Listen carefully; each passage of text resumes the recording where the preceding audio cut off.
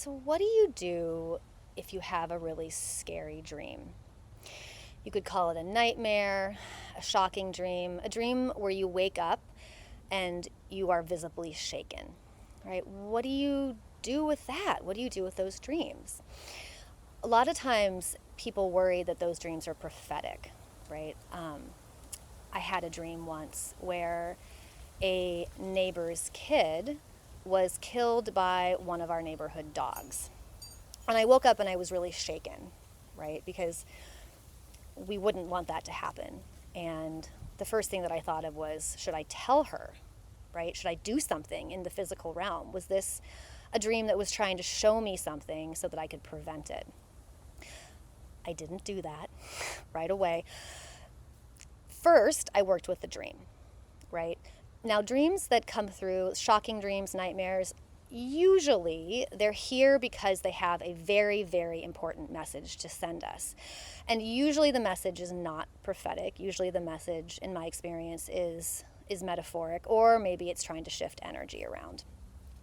So I worked with this dream and I realized that it had nothing to do with the actual person and the actual dog in the dream. It was more for me about what that person represented and what the situation in the dream represented, we'll say. So it's important to understand when our dreams are prophetic and when they're trying to give us sort of a more symbolic, metaphoric answer. And what I will say is that over time, when you start paying attention to your dreams and noting them and then noting what happens in waking life, you'll start to develop a way of telling when the dreams are prophetic. So there's usually some kind of accompanying sign, either a physical sign in the dream or a body felt sign, an energetic sign. There's something that accompanies a dream that's saying, hey, this is trying to tell you what's going to happen in the future.